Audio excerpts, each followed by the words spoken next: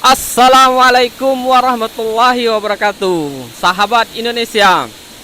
Nah, ini video saya yang kesekian kali.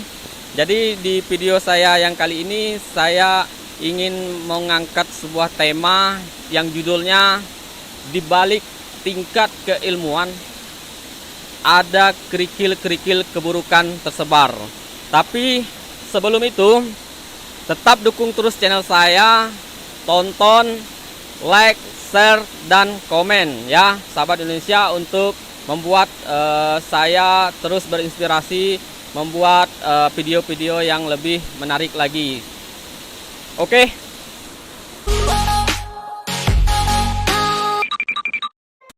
What's up bro, kembali lagi di channel Opsi Diaposi, oposisi di dalam oposisi.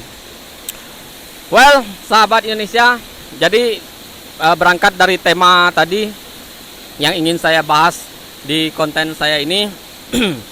Jadi saya sampaikan dulu 3 hal sebelum masuk kepada inti bahasan daripada cerita dari video ini.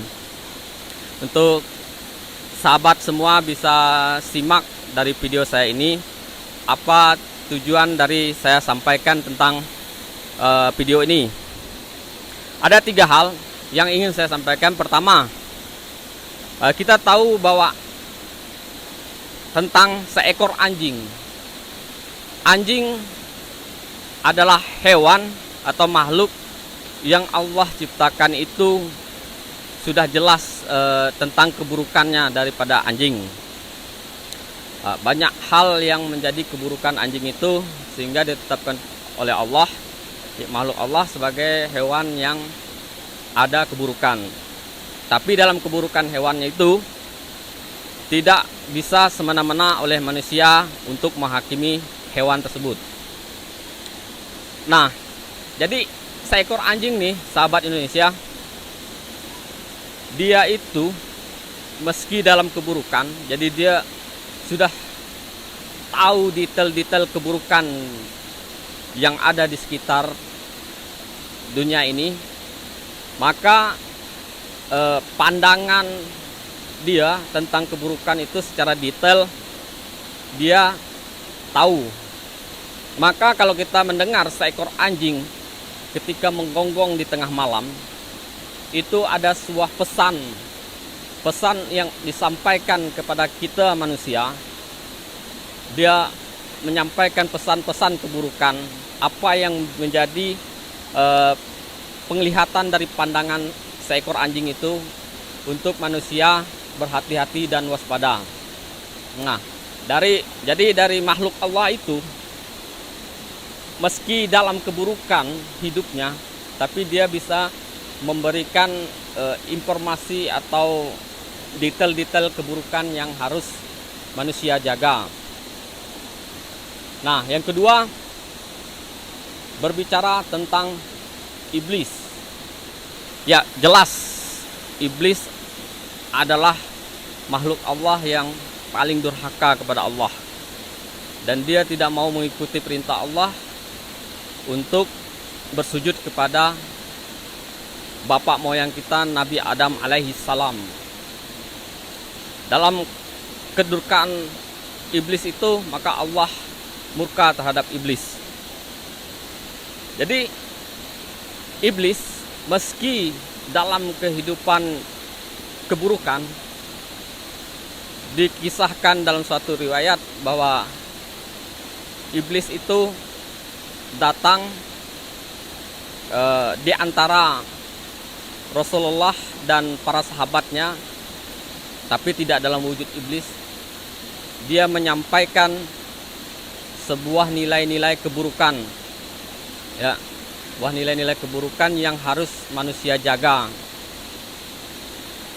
melalui izin Allah. Jadi dia sampaikan detail-detail itu yang untuk manusia untuk selalu berhati-hati, tetap mengkaji daripada keburukan. Meski dalam niatan besar kita melakukan perbuatan kebaikan, tidak luput kita harus mengkaji detail-detail kecil daripada keburukan. Nah, yang ketiga, riwayat kisah tentang kebersamaan dua orang Nabi Allah, yaitu Musa alaihissalam dan Khidir alaihissalam. Nah, di situ atas izin Allah, atas perintah Allah, Nabi Musa alaihissalam untuk datang berguru kepada Nabi Khidir alaihissalam. Di sepanjang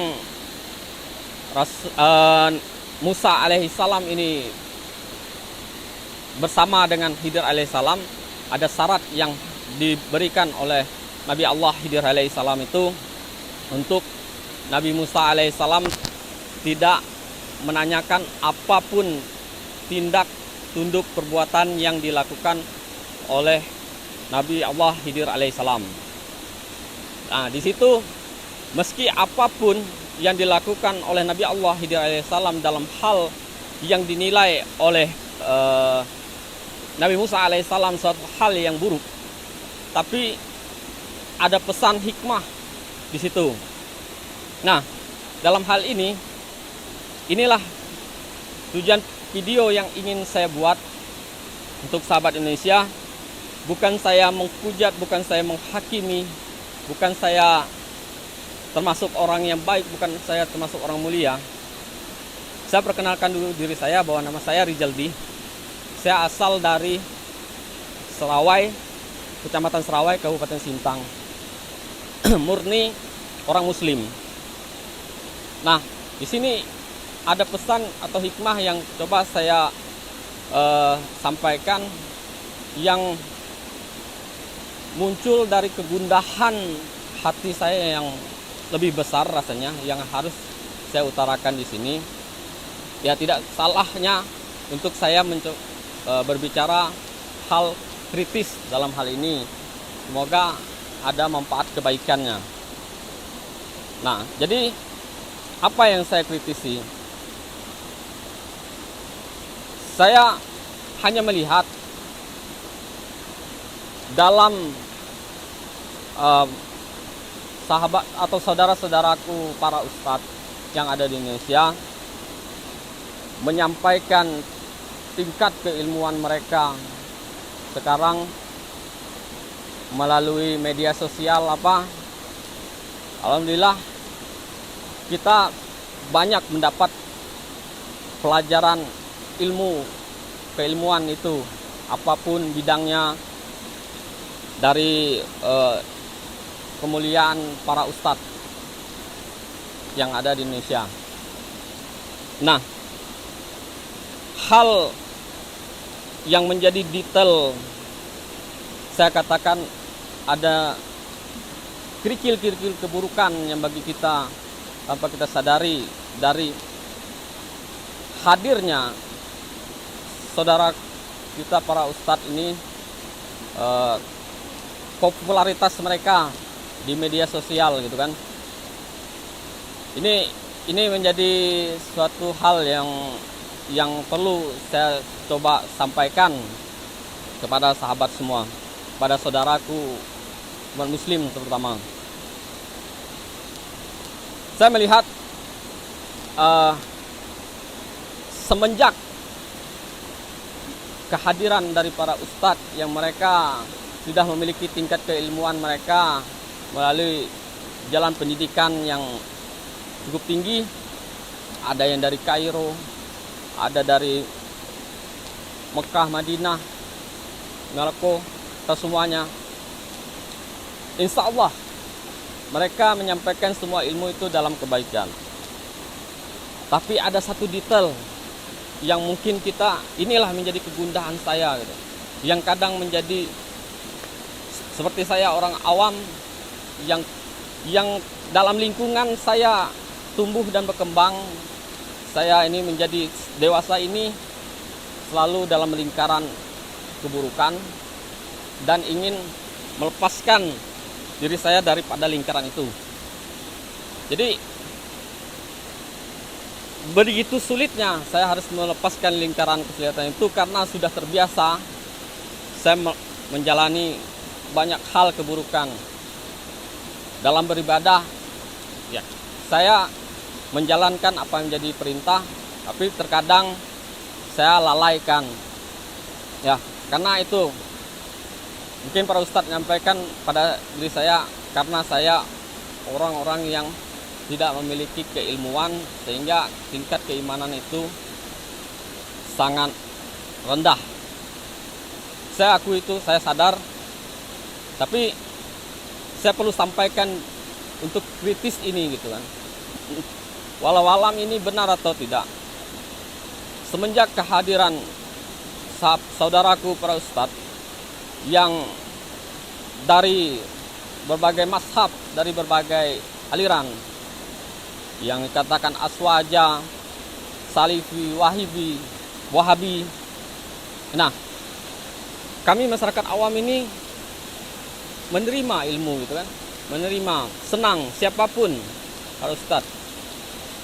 Kami mendengar kajian, ceramah dari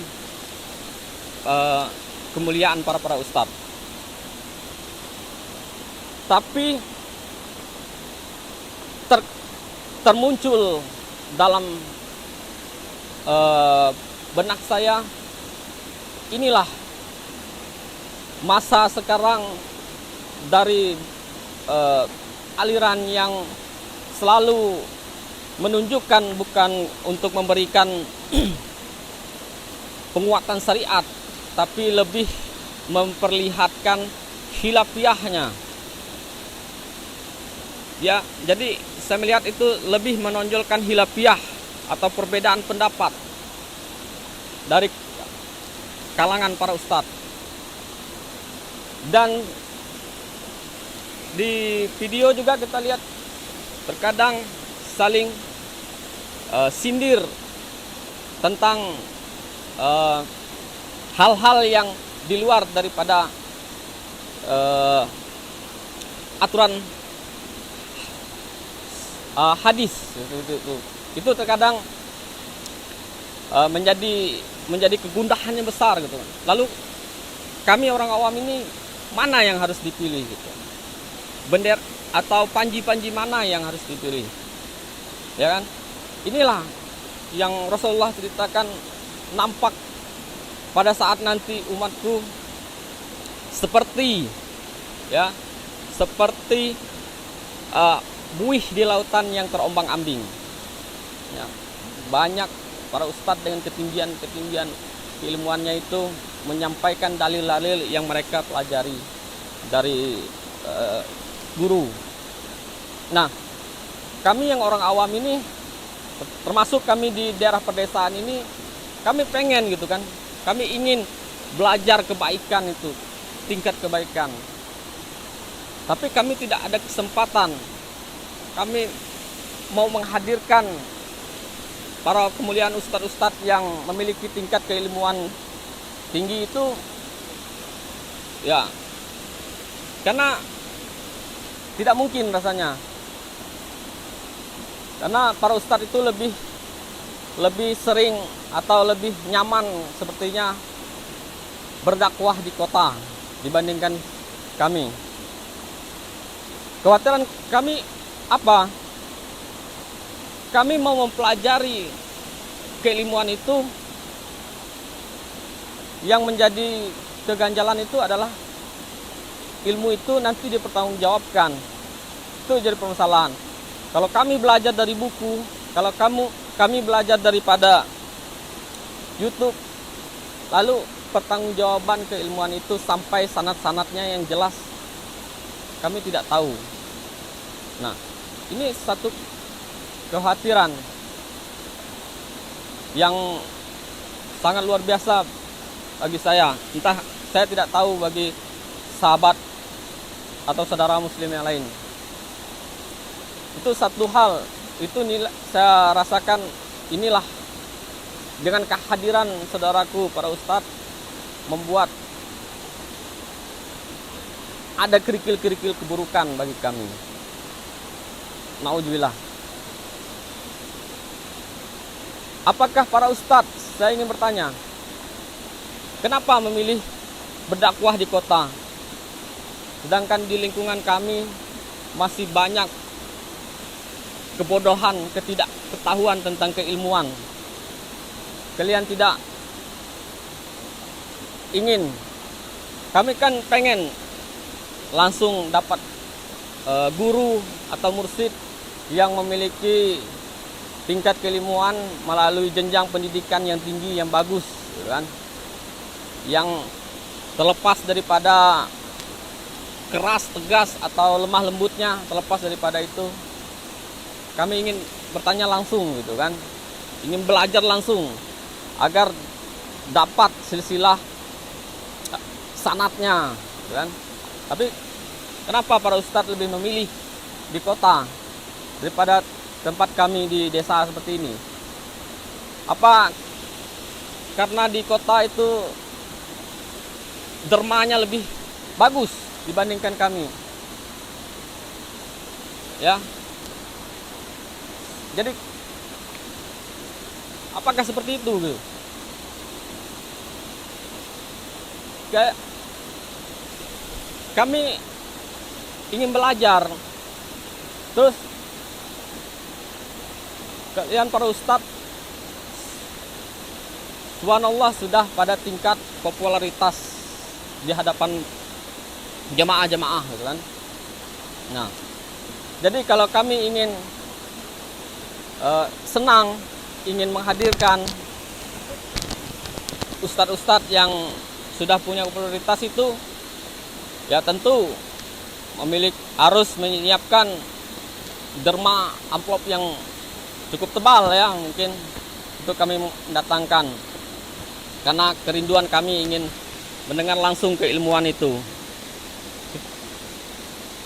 Nah, pengennya kami bisa ada guru yang mengajari kami, yang hidup bersama kami di kampung kami ini. Tapi terus terang, karena kami dalam lingkaran keburukan yang besar, mungkin kami daripada berderma kepada para ustadz, kami lebih berderma kepada perjudian dan miras. Kami lebih senang itu dibandingkan harus berderma kepada para ustadz. Inilah tantangan para ustadz kalau mau hadir di tempat kami. Dan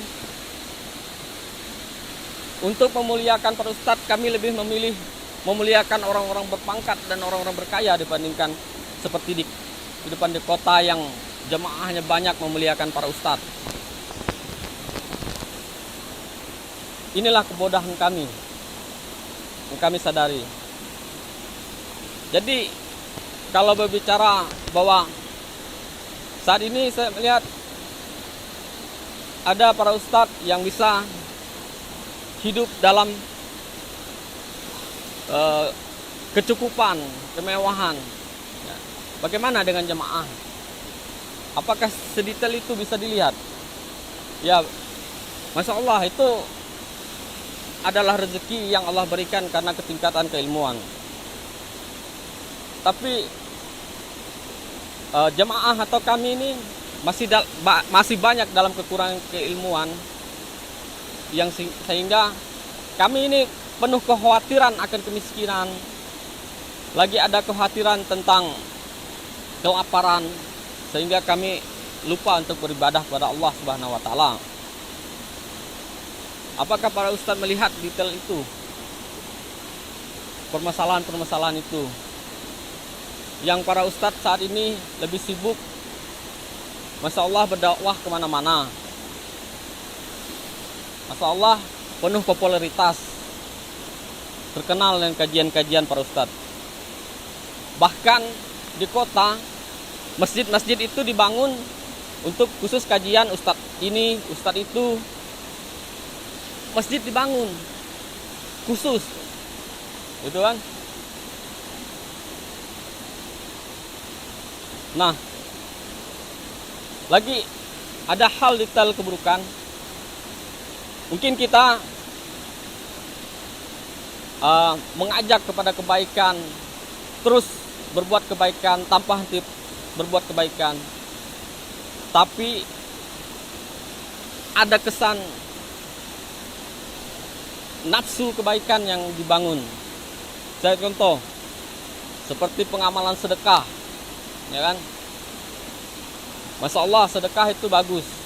Tapi kita lihat di masa sekarang dengan dimudahkan media sosial, seseorang bersedekah, ya, terlepas daripada pamrih atau tidak pamrih, terlepas daripada ikhlas atau tidak ikhlas. Nah, di situ yang saya lihat, apakah mengkaji hal yang seperti detail itu. Di media sosial, seorang kebaikan memberi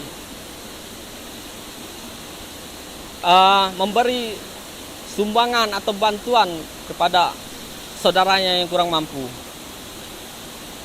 Tapi didokumentasi, entah apa tujuannya, entah untuk menunjukkan keamanahan atau apapun, saya tidak tahu.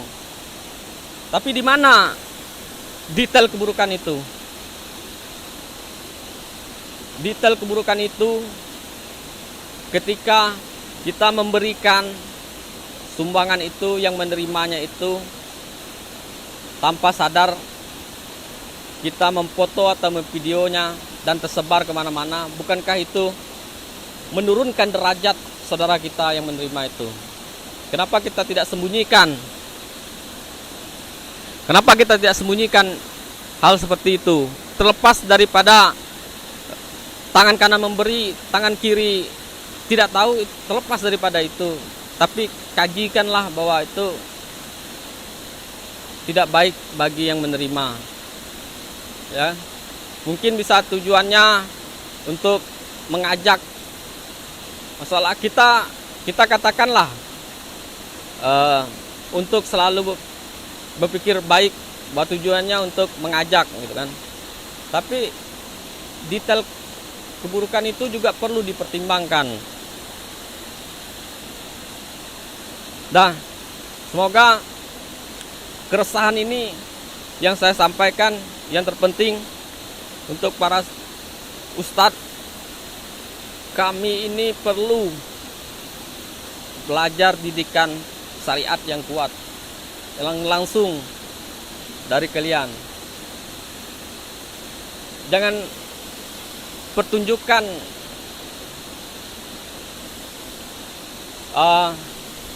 perdebatan atau khilafiyah yang lebih detailnya.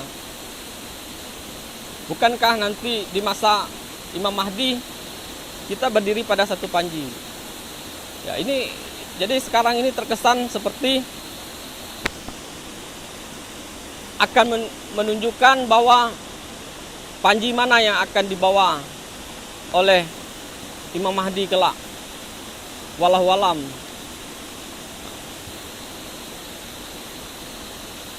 Ya, ini sudah jalan di akhir zaman. Kita nggak tahu benar atau salah, gitu kan?